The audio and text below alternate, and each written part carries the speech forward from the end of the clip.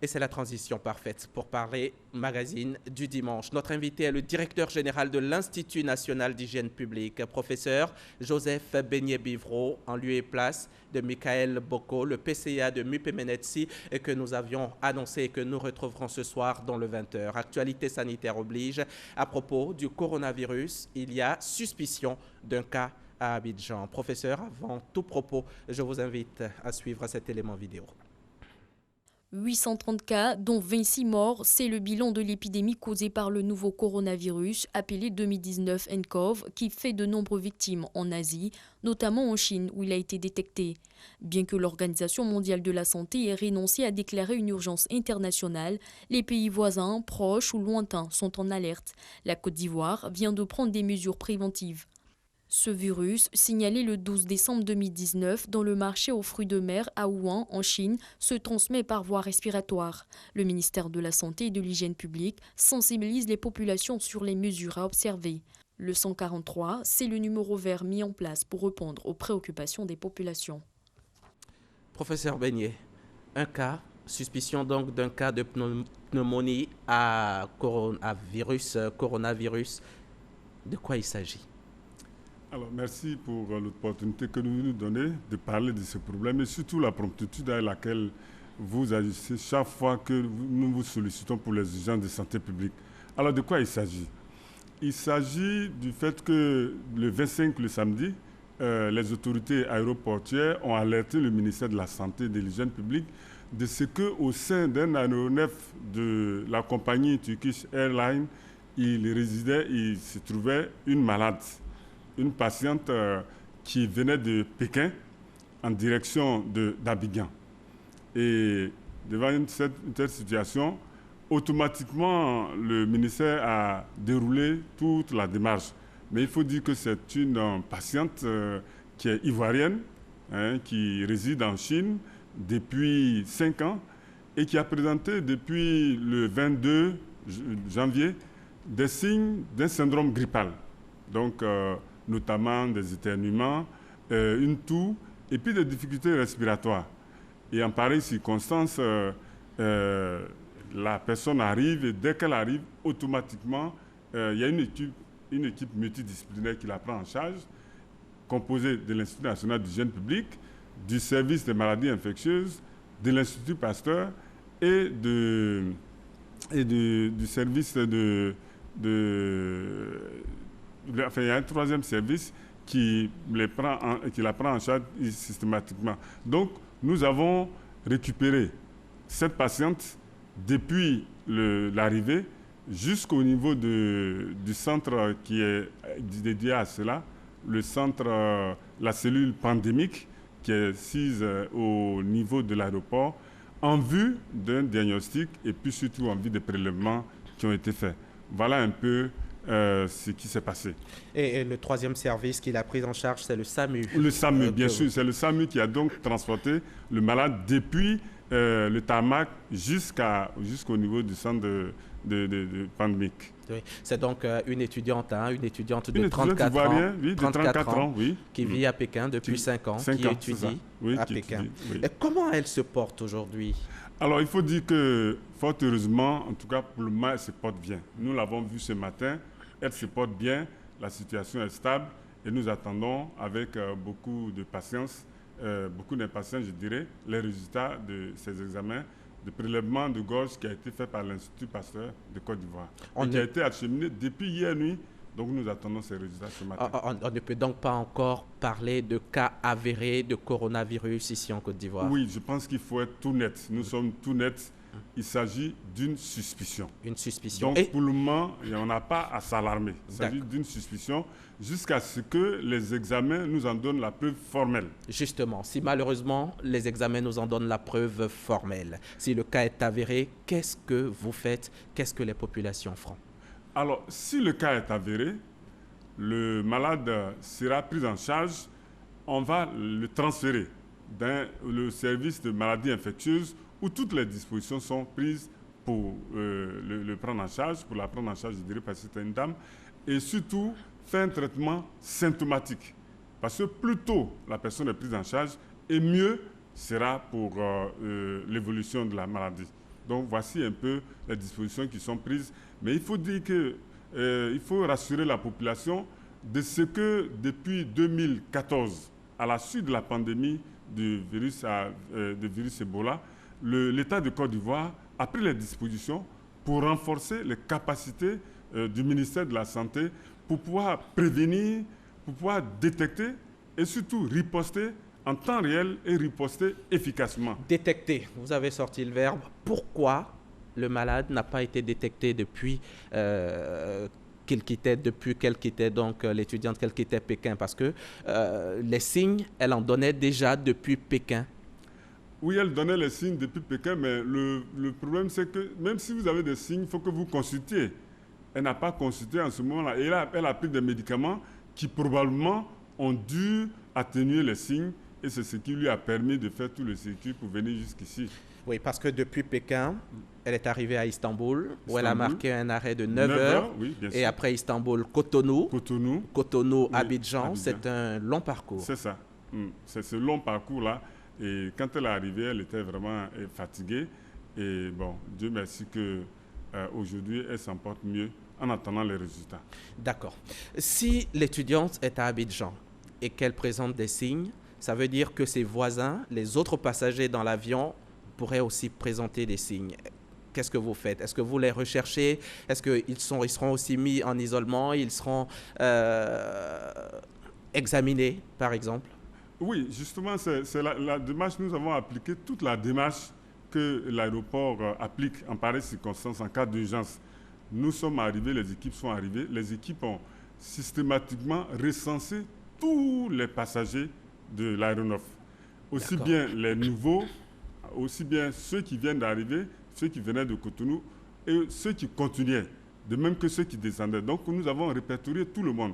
À l'heure où je vous parle, nous savons où se trouve chacun, nous avons les numéros de téléphone et à tout moment, nous pouvons les appeler. Nous avons même intérêt à les appeler. Nous allons les appeler pendant une période de 15 jours. Parce que la période d'incubation, c'est 15 jours. Nous allons les suivre de près, de telle sorte que s'il y a un qui présente des signes alarmants, des signes de suspicion, automatiquement, nous allons le mettre en isolement comme il est recommandé de le faire. Et il faut dire que de tous les continents, il n'y a que l'Afrique qui est pour le moment épargnée. Oui, pour une fois, c'est l'Afrique pour le moment qui est épargnée. Tous les 4 continents sont déjà atteints. Donc l'Afrique est épargnée et nous avons tout intérêt à maintenir ce taux de non-violabilité, je dirais. Et est-ce qu'il y a une connexion entre vos différents ministères de santé, par exemple, de tous les pays africains, pour que justement le rideau de fer soit descendu pour empêcher ce virus de franchir nos portes? Oui, il y a déjà ce qu'on appelle le Africa CDC, qui est la structure qui s'occupe des urgences au niveau africain, mais il y a surtout dans la sous-région l'Organisation ouest-africaine de la santé. Avec tous les pays de la CEDEAO, nous échangeons régulièrement de telle sorte que nous harmonisons nos différentes positions et nous faisons circuler l'information pour pouvoir, à l'occasion des réunions ou bien à l'occasion des réunions transfrontalières, nous harmonisons nos positions et nous faisons véhiculer l'information au quotidien. Professeur Benyé-Bivro, cette maladie à coronavirus, qu'est-ce que c'est exactement? Alors, cette maladie à coronavirus, c'est une maladie virale. C'est une maladie virale qui est due à un virus de type coronavirus. Mais pour le moment, on n'a pas encore de précision.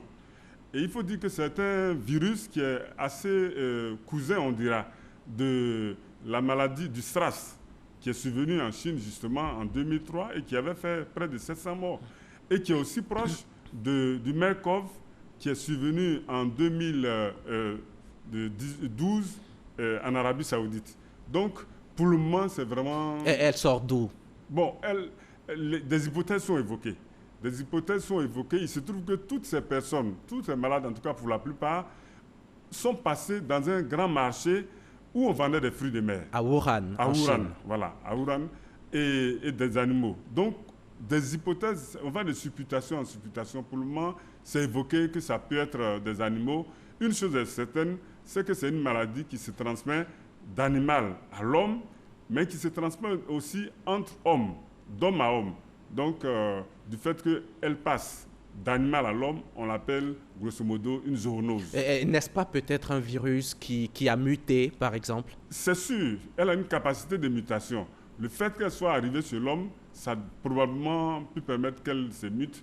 Et il faut dire qu'il y a 3 groupes de chercheurs qui sont justement en train de traquer ces virus-là. Nous espérons que dans les jours à venir, on sera plus situé. Mais malheureusement, il n'y a pas de vaccin pour l'instant.